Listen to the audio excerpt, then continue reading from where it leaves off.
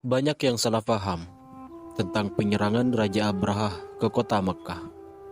Mereka menduga bahwa hal itu terjadi bersamaan dengan hari lahirnya Rasulullah SAW. Padahal Raja Abraha menyerang Ka'bah itu 50 hari sebelum lahirnya baginda Muhammad SAW. Baru setelah 50 hari berikutnya, Nabi Muhammad lahir bertepatan pada tanggal 9 Rabiul Awal tahun Gajah. Sebenarnya ada beberapa pendapat tentang tanggal lahir Rasulullah SAW. Di sebagian pendapat mengatakan bahwa beliau lahir pada tanggal 12 Rabiul Awal. Dan di kalangan masyarakat, inilah yang paling masyhur. Mungkin sebelum sampai pada pembahasan ini, kita kembali sejenak kepada kakek beliau, yaitu Abdul Muttalib. Abdul Muttalib itu memiliki 10 orang anak. Mereka adalah Al-Haris, Az-Zubair, Abu Talib, Abdullah, Hamzah, Abu Lahab, Al-Ghaidak, Al-Muqawwim, Sofar, dan Al-Abbas. Ada tradisi yang agak unik pada masa itu, yaitu seseorang itu tidak akan dianggap memiliki pengaruh yang besar sebelum memiliki 10 orang anak.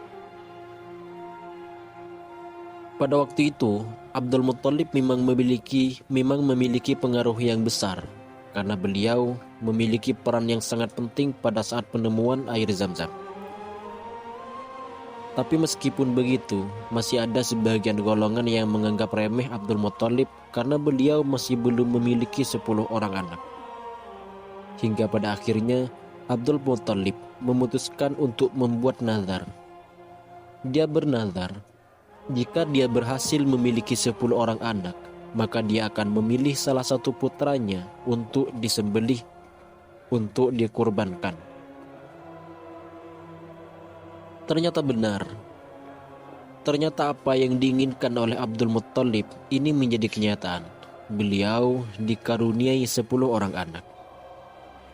Maka dia harus menepati janjinya, yaitu memilih salah satu dari anaknya untuk dijadikan kurban, disembelih di depan Ka'bah. Abdul Muttalib untuk menentukan siapakah yang pantas, yang layak, dan yang harus dipilih untuk disembelih, beliau menuliskan nama-nama putranya di ujung anak panah, kemudian diundi.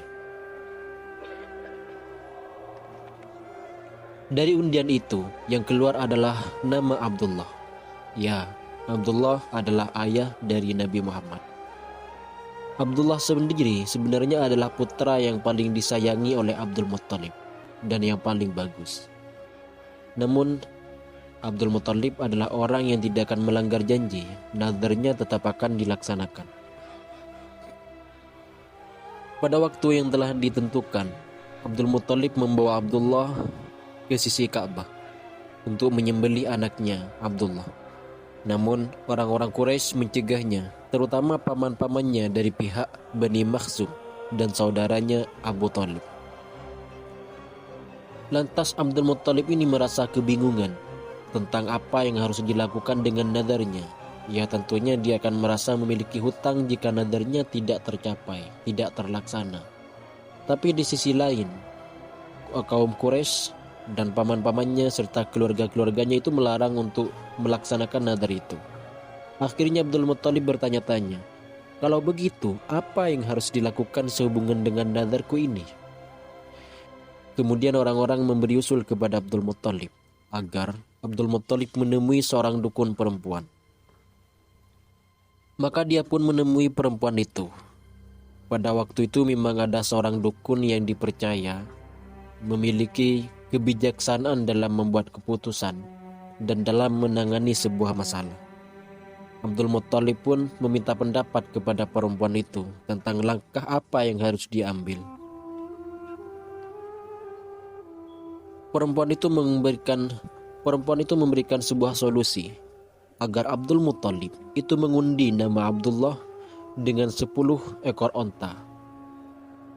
Jika dalam undian itu yang keluar adalah nama Abdullah, maka Abdul Muttalib harus menambah lagi 10 ekor onta. Hingga yang keluar nanti di undian adalah nama onta, baru Abdul Muttalib boleh menyembelih onta-onta tersebut sebagai ganti dari Abdullah untuk disembelih. Ketika Abdul Muttalib mengundi, ternyata yang keluar dari undian itu adalah nama Abdullah. Sehingga Abdul Muttalib itu harus menambah 10 ekor onta lagi.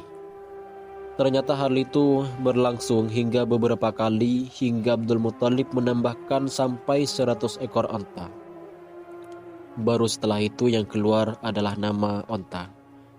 Dan Abdul Muttalib menyembelih semua 100 onta itu. Pada waktu itu, penebusan terhadap sebuah pembunuhan itu adalah 10 ekor onta.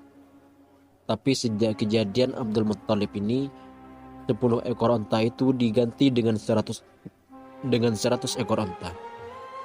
Dan hal ini juga disepakati dalam Islam. Setelah itu Abdul Muttalib menikahkan anaknya Abdullah dengan Aminah binti Wahb bin Abdi Manaf bin Zuhrah bin Kilab. Yang saat itu Aminah dianggap wanita paling terpandang di kalangan Quraisy dari segi keturunan maupun kedudukannya.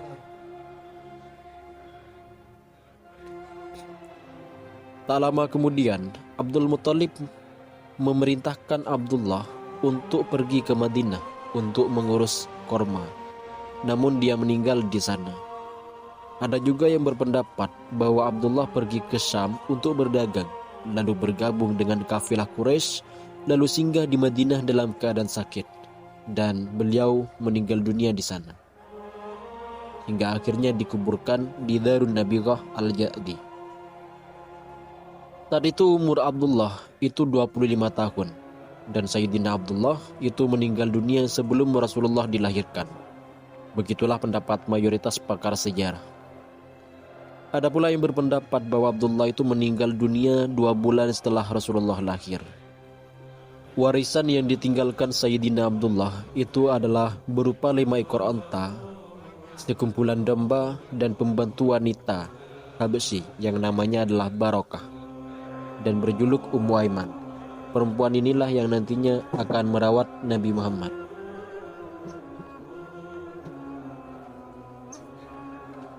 Pada Senin tanggal 9 Rabiul Awal, permulaan tahun dari peristiwa gajah, serta 40 tahun setelah kekuasaan Kisra Anusirwan, atau bertepatan dengan tanggal 20 atau 22 bulan April tahun 571 Masehi, Rasulullah dilahirkan.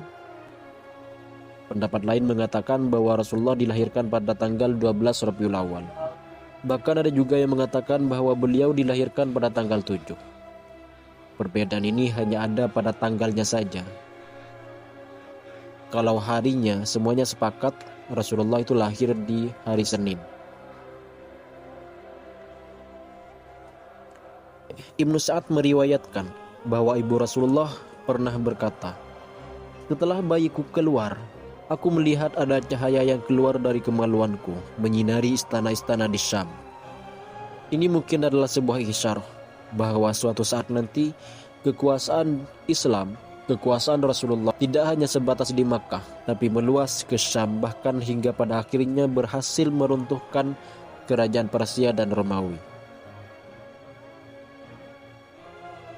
Diriwayatkan juga bahwa ada beberapa bukti pendukung kerasulan Rasulullah bertepatan dengan saat kelahiran beliau, yaitu runtuhnya 10 balkon istana Kisra dan padamnya api yang biasa disembah orang-orang Majusi, serta runtuhnya beberapa gereja di sekitar Buhairah setelah gereja-gereja itu amblas jatuh ke tanah.